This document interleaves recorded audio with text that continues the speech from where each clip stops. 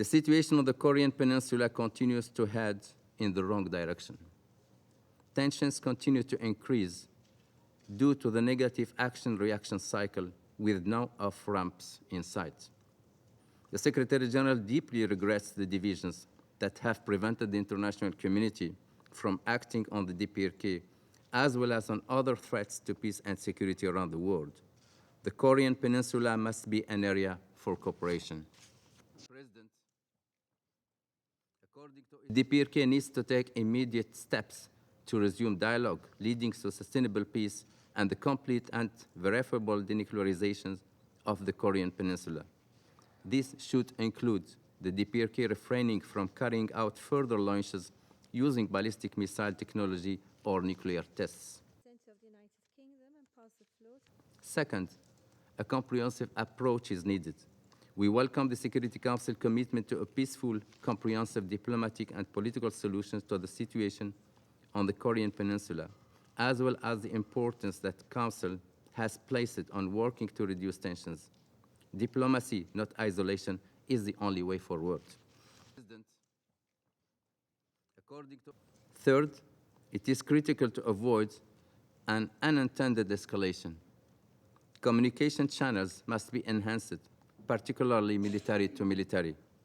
Avoiding confrontational rhetoric will help to lower political tensions and create space to explore diplomatic avenues. In concluding, Japan once again urges North Korea to immediately and fully comply with all relevant resolutions and to engage in diplomacy toward denuclearization and accept the repeated offers of dialogue by countries concerned. Let us, the Council members, continue to fulfill our responsibility.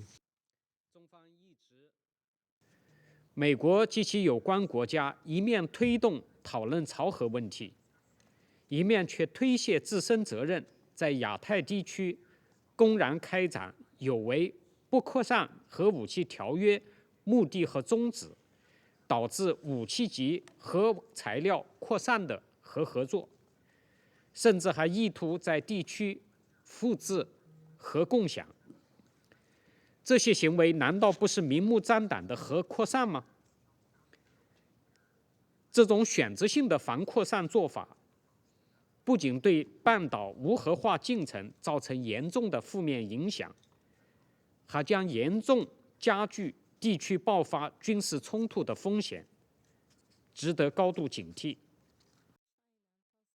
There are no excuses for the DPRK's illicit nuclear and missile provocations. The DPRK has recklessly developed its WMD program for decades according to their plan, regardless of our military exercises or regardless of our policy toward the DPRK. Any attempt to blame the so-called both sides for the current tension on the peninsula is illogical, groundless, and therefore unacceptable. Speaking on behalf of the DPRK, or attempting to justify its behavior, only contributes to emboldening Pyongyang and further building up the DPRK's nuclear arsenal.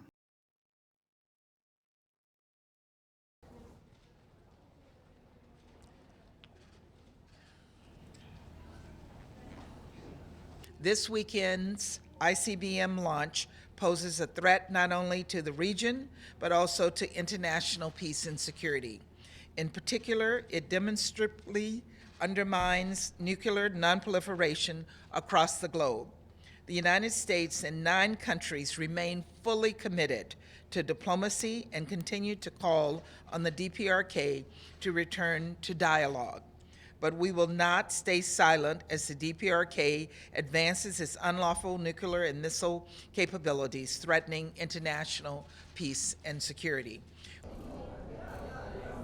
We urge all UN member states to join us in condemning the DPRK's irresponsible behavior. We echo the Council's consistent demand that the DPRK comply with its obligations under numerous UN Security Council resolutions, abandon its weapons of mass destruction and ballistic missile program in a complete verifiable, and irreversible manner and engaged constructively in diplomacy. All UN member states must fully implement and enforce the relevant Security Council resolutions to help resolve the dangerous tensions on the Korean Peninsula through peaceful diplomacy. It is time the Security Council spoke again with one voice against the DPRK's declared efforts to develop an unlawful nuclear arsenal that would pose a grave danger to the world. Council silence has not led to restraint in Pyongyang. In fact, it has emboldened the DPRK authorities. The latest ICBM launch is a test of the Council's resolve and purpose, and we now must act.